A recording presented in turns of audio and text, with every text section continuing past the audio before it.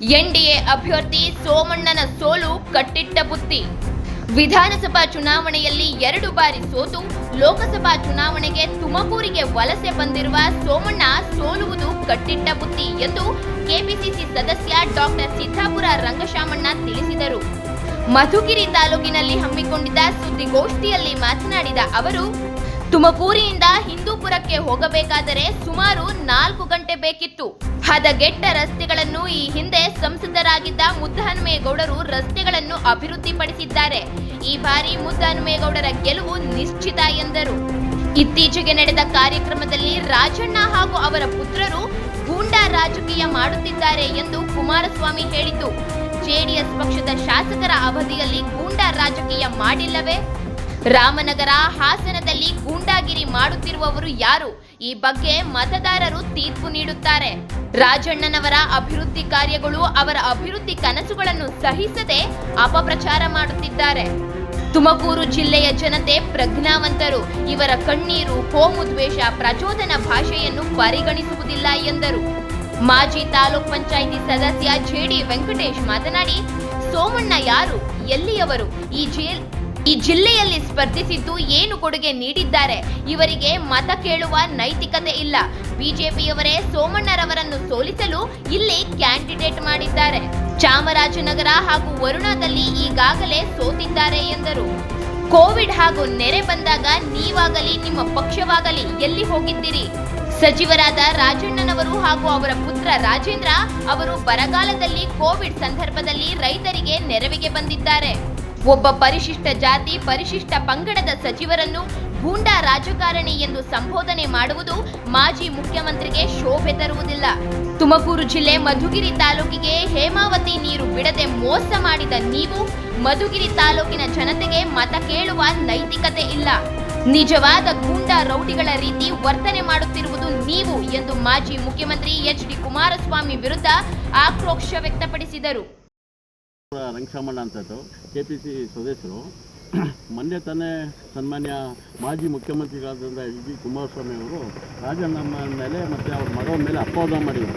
ಯಾಕೆಂತಂದರೆ ಗುಂಡಾ ರಾಜಕೀಯ ಮಾಡ್ತಿದೆ, ಗುಂಡಾಗಿರಿ ಮಾಡ್ಕೊಂಡು ರಾಜಕೀಯ ಮಾಡ್ತಿದ್ರು ಅಂತ ಹೇಳ್ತಿದ್ದಾರಲ್ಲ. ಹಿಂದೆ ವೀರಭದ್ರಪ್ಪರು 5 ವರ್ಷ ML ಆಗಿದ್ರು. ಅವ್ರ ಕಾಲದಲ್ಲಿ ಎಷ್ಟು ಚರ್ಚೆಗಳಾಗಿದೆ. ನಮ್ಮ ರಾಜಣ್ಣ ಸಾಹೇಬರು 2013ರಿಂದ 2018ಗೆ ML ಆಗಿರಲ್ಲ. ಅವಾಗ ಎಷ್ಟು ಆಗಿದ್ರೆ ಜನಗಳ ತೀರ್ಪು ಕೊಡಲಿ. ಯಾಕೆಂತಂದರೆ ರಾಜಣ್ಣ ಸಾಹೇಬರು 14,400 ಮನೆಗಳು ತಂದರು. ಇಡೀ ಮಧುಗಿರಿ ತಾಲೂಕನ್ನು ಸುಂದರವಾದ ನಗರ ಮಾಡಬೇಕಂತ ರಾಜಣ್ಣ ಸಾಹೇಬರು ಹೊರಟಿದ್ರು. ಯಾಕೆಂತಂದರೆ ಅವ್ರಿಗೆ SC ST ಮತ್ತು ಎಲ್ಲ ಸಮುದಾಯರು ಬಡವರು ಅಂತೇಳಿ ಅವರು ಬಡವರೇ ಅಂತ ರಾಜಣ್ಣ ಸಾಹೇಬರು ಹೇಳ್ತಾಯಿದ್ರು. ಈ ಒಂದು ವಿಚಾರದಾಗಿ ಬಡವರ ಪರವಾಗಿ ರಾಜಣ್ಣ ಸಾಹೇಬರು ಕೆಲಸ ಮಾಡ್ತಾಯಿದ್ದಾರೆ.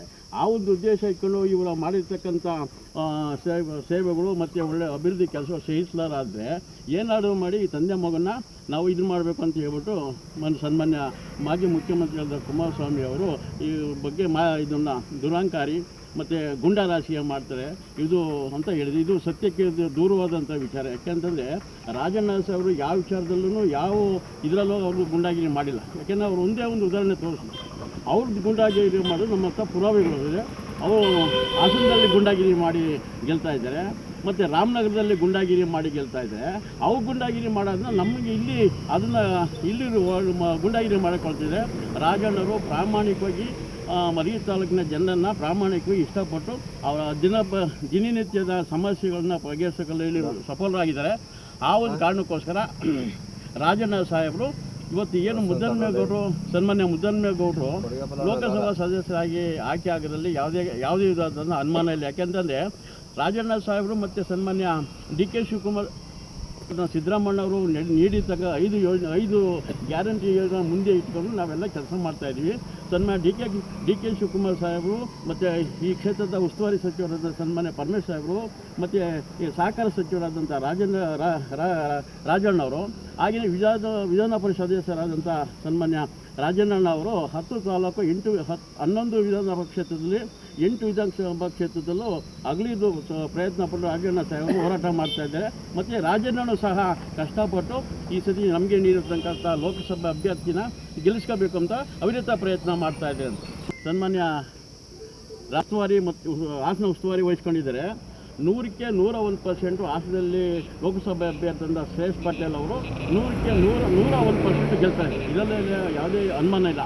ಹಾಗೆಯೇ ಮಲಗಿ ತಾಲೂಕಿನ ತುಮಕೂರು ಜಿಲ್ಲೆಯ ವಿಧಾನ ಪರಿಷತ್ ಲೋಕಸಭಾ ಸದಸ್ಯರಾಗಿ ಅಭ್ಯರ್ಥಿಯಾದಂಥ ಸನ್ಮಾನ್ಯ SP ಮುದ್ದಮ್ಮೇಗೌಡರು ಅವರು ಸಹ ಗೆಲ್ತಾರೆ. ಏನು ಇವತ್ತು ಹೊಂದಾಣಿಕೆ ಮಾಡಿಕೊಂಡು ಮೂರು ಕ್ಷೇತ್ರ ಕೇಳಿದಾರಲ್ಲ, ಈಗ ಮಗ ಮೊಮ್ಮಗ ಮತ್ತು ಅಳಿಯಂಗೆ ದೇವೇಗೌಡರು ಇಷ್ಟು ಸೀಟನ್ನು ಕೊಡಿ ಅಂತ ಹೇಳಿದರೆ ಅಷ್ಟು ಸೀಟು ಸೋಲೋದ್ರಲ್ಲಿ ಅನುಮಾನ ಇಲ್ಲ. ಯಾಕೆಂತಂದರೆ ಅವರೇ ಹೇಳಿದರೆ, ಮೀಡಿಯಾದಲ್ಲೆಲ್ಲ ನೋಡ್ತಾ ಇದ್ದೀವಿ ದಿನ ಬೆಳಿಗ್ಗೆ ಆದರೆ ಕುಮಾರಸ್ವಾಮಿಯವರು ಸ್ವಲ್ಪ ಹಾಸನ ಕ್ಷೇತ್ರ ಅನುಮಾನ ಇದೆ ಅಂತ ಹೇಳಿದ್ರೆ ಅದು ಅವರೇ ಬಾಯಿನಲ್ಲಿ ಬಂದಿರ್ತಕ್ಕಂಥ ಸತ್ಯ. ಅದು ಯಾಕೆಂತಂದರೆ ಅಲ್ಲಕ್ಕೆ 100ಕ್ಕೆ 100 ಭಾಗ ಅಲ್ಲಿ ಶ್ರೇಷ್ಠ ಪಟೇಲ್ ಅವರು ಗೆದ್ದೇ ಗೆಲ್ತಾರೆ. ಮಾಜಿ ಸದಸ್ಯರು ಇವತ್ತು ಏನು ಚುನಾವಣೆ ನಡೀತಾ ಇದೆ, ಇವತ್ತು 2024ರ ಚುನಾವಣೆ ಏನು ಲೋಕಸಭಾ ಚುನಾವಣೆ ನಡೀತಾ ಇದೆ, ಆ ಚುನಾವಣೆಗೆ ಏನು ಆಕಾಂಕ್ಷಿಗಳಾಗಿ ಒಂದು ಕಡೆ ಮುದ್ದಮ್ಮೇಗೌಡ, ಒಂದು ಕಡೆ ಸೋಮಣ್ಣ ಅವರು ಸ್ಪರ್ಧೆ ಮಾಡಿದ್ದಾರೆ. ನಿಜವಾಗ್ಲೂ ಕೂಡ ವಿ ಸೋಮಣ್ಣ ಇಲ್ಲಿ ಬಂದು ಏನು ಯಾರು ಎತ್ತ ಅಂತ ಅವ್ರಿಗೆ ಅಡ್ರೆಸ್ ಇಲ್ಲ, ಅವ್ರಿಗೆ ಅಡ್ರೆಸ್ ಇಲ್ಲದೆ ಒಂದು ಕ್ಯಾಂಡಿಡೇಟ್ನ ಇಲ್ಲಿ ತಂದು ಯಾವುದೋ ಒಂದು ಕೆಲವೊಂದು ಕಾರಣಗಳಿಂದ BJP ಸೋಲಿಸ್ಬೇಕು. ಯಡಿಯೂರಪ್ಪ ಹೇಳ್ತಾರೆ ಒಂದು ಕಡೆ ಸೋಮಣ್ಣ ಸೋಲಿಸ್ಬೇಕಂತ ಅವಲನೆ ಒಳಗಡೆ ಎಲ್ಲ ಮಾಹಿತಿಗಳು ಮೆಸೇಜ್ಗಳು ಕೊಟ್ಟಿದ್ದಾರೆ. ಅವರು ಏನು ಚಾಮರಾಜಪೇಟೆ ಎಲ್ಲಿ ಪಾಪ ಒಬ್ಬ ಅಲ್ಲಿ ಚಾಮರಾಜನಗರದಲ್ಲಿ ಸೋತು, ಮತ್ತು ಇಲ್ಲಿ ಅದೇ ರೀತಿ ವರ್ಣದಲ್ಲಿ ಕೂಡ ಸಿದ್ದರಾಮಯ್ಯ ವಿರುದ್ಧ ಸೋತು ಇಲ್ಲಿ 3ನೇ ಬಾರಿಗೆ ಸೋಲೋದಕ್ಕೆ ಬಂದಿದ್ದಾರೆ. ಅವರು ಸೋಲೋದು ಶತಸಿದ್ಧ. ಯಾಕಂತಂದರೆ ಇವತ್ತು ಏನು ಮುದ್ದಮ್ಮೇಗೌಡ ಅಂತ ಒಬ್ಬ ಸಂಭಾವಿತ ಒಬ್ಬ ಅಭ್ಯರ್ಥಿ ನಿಂತಿದ್ದಾನೆ. ನಿಜವಾಗ್ಲೂ ಕೂಡ ಅವರು ಮಾಡಿರೋವಂಥ ಕೆಲಸಗಳಾಗಲಿ, ಅವರು ಕಳೆದ ಚುನಾವಣೆಯಲ್ಲಿ ಅವರು ಗೆದ್ದು ಅವ್ರು ಮಾಡಿರೋಂಥ ಕೆಲಸಗಳು ನಿಜವಾಗ್ಲೂ ಇಲ್ಲಿ ಶಾಶ್ವತವಾಗಿ ಇಲ್ಲಿ ನಮ್ಗೆ ಎಲ್ಲರಿಗೂ ಎದ್ದು ಕಾಣ್ತವೆ.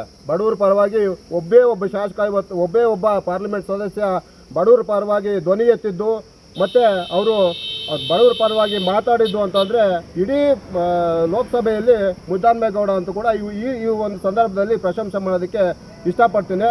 ಹಾಗಾಗಿ ಏನು ಅವರು ಮಾಡಿರೋ ಕೆಲಸಗಳು, ಮತ್ತು ನಮ್ಮ ರಾಜಣ್ಣ ಸಾಹೇಬರು ಏನು 224 ಕ್ಷೇತ್ರದಲ್ಲಿ ನಾನು ಚಾಲೆಂಜ್ ಮಾಡ್ತೀನಿ, ಇವತ್ತು 224 ಕ್ಷೇತ್ರದಲ್ಲಿ ಕೂಡ ಅವರು ಮಾಡಿದಷ್ಟು ಕೆಲಸಗಳು ಯಾರು ಮಾಡಲಿಲ್ಲ, ಮಾಡೋಕ್ಕಾಗೋದಿಲ್ಲ. ಇವಾಗ ಕಣ್ಣಿಗೆ ಕಟ್ಟದಂಗಿದೆ. ಇವತ್ತು ನಾವೆಲ್ಲರೂ ನೋಡ್ತಾ ಇದ್ದೀವಿ. ಇವತ್ತು ಏನು ಗೂಂಡಾ ರೌಡಿಗಳು ಅಂತ ಹೇಳಿ ಕೆಲವೊಂದು ಅಷ್ಟು ಜನ, ಒಬ್ಬ ನಿಮ್ಗೆ ಮಾನ ಮರ್ಯಾದೆ ನಾಚಿಕೆ ಏನಾರು ಇದೆಯೇನ್ರಿ ಕುಮಾರಸ್ವಾಮಿ, ನಿಮ್ಗೇನಾರು ಇದೆಯಾ? ಒಬ್ಬ ಶೆಡ್ಯೂಲ್ ಕ್ಯಾಸ್ಟ್ನ MLAನ, ಅದು ಅಭಿವೃದ್ಧಿ ಅಧಿಕಾರನ ನೀವು ಗೂಂಡಾ ರೌಡಿಗಳಂತ ಮಾತಾಡ್ತಿರಲ್ಲ. ರಾಜೇಂದ್ರ ಪರವಾಗಿ ಅವ್ರ ಗುಣ, ಅವರು ವ್ಯಕ್ತಿತ್ವ ನಿಮಗೆ ಗೊತ್ತಿದೆಯೇನ್ರಿ?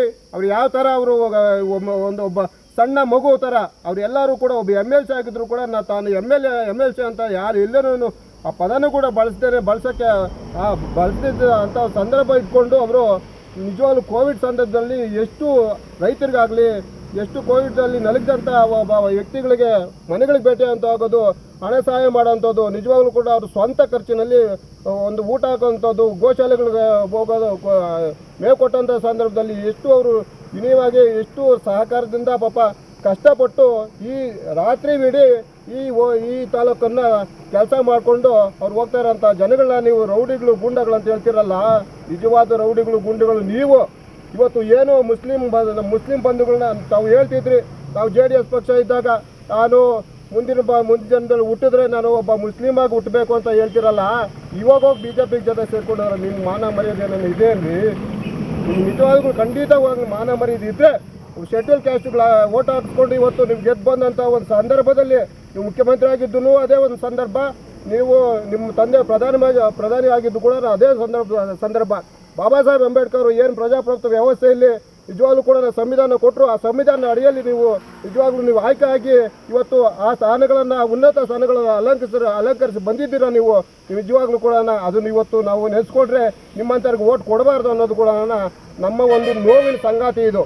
ನೀವು ಏನು ರೌಡಿಗಳು ಗುಂಡಗಳು ಹೇಮಾವತಿ ನೀರನ್ನು ನಾನು 95-96ನೇ ಇಸ್ವಿಯಲ್ಲಿ ನಾನು ಮಧುಗಿರಿ ಕಾಲೇಜಲ್ಲಿ ಓದ್ತಿರುವ ಸಂದರ್ಭದಲ್ಲಿ ತಾವು ಮುಖ್ಯಮಂತ್ರಿ ಆಗಿದ್ದರು ದೇವೇಗೌಡರು ತಾತ ಸಾಹೇಬ್ರೆ, ತಮ್ಮ ಮೇಲೆ ನಮಗೆ ಅಪಾರವಾದಂಥ ಪ್ರೀತಿ, ವಿಶ್ವಾಸ, ಗೌರವ ಇದೆ. ಬಟ್ ಆದರೆ ಈ ಥರ ಹೇಳಿಕೆಗಳಿಂದ ಈ ಥರ ನೀವೇನೂ ಮಾಡ್ದೇನೆ ಒಬ್ಬರನ್ನ ಶೆಡ್ಯೂಲ್ ಕ್ಯಾಸ್ಟ್ MLAನ ನೀವು ರೌಡಿಗಳು ಗುಂಡಗಳು ಅಂತ ಹೇಳೋದು ನಿಜವಾಗ್ಲೂ ಕೂಡ ನಿಮ್ಗೆ ಶೋಭೆ ತರುವಂಥದ್ದಲ್ಲ. ಹಾಗಾಗಿ ಏನು ನೀವು ಹೇಮಾವತಿ ನೀರು ಯಾವತ್ತೋ ನಮ್ಮ ಕೆರೆಗಳಿಗೆ ಹರಿಸ್ಬೋದಾಗಿತ್ತು ನೀವು ಮನಸ್ಸು ಮಾಡಿದರೆ. ಯಾಕೆ ಹರಿಸ್ಲಿಲ್ಲ? ನಿಮ್ಮ ರೇವಣ್ಣ ತಗೊಂಡು ಪಂಚೆ ಬಿಚ್ಚಾಕಿ ಅಲ್ಲಿ ಯಾರು ಹೇಮಾವತಿ ನೀರು ಬಿಡ್ಬೇಕಂತ ಹೋಗಿದ ತಕ್ಷಣ ಅಲ್ಲಿ ಅಡ್ಡ ಹಾಕೋದು, ಗಲಾಟೆಗಳು ಮಾಡೋದು, ಆ ಗೂಂಡಾಸಮು ರೌಡಿಸಮು ಮಾಡಿ ನಮ್ಮ ತುಮಕೂರು ಡಿಸ್ಟಿಕ್ಗೆ, ನಮ್ಮ ಮಧುಗಿರಿ ತಾಲೂಕಿಗೆ ಮೋಸ ಮಾಡಿರೋಂಥ ಜನಗಳು ನೀವು. ಆದ್ದರಿಂದ ನೀವು ಯಾವ ಮುಖ ಇಟ್ಕೊಂಡು ಇಲ್ಲಿ ಓಟನ್ನು ಕೇಳ್ತೀರಾ ಅನ್ನೋದು ಕೂಡ ನಮ್ಮ ಪ್ರಶ್ನೆ ಆಗಿದೆ.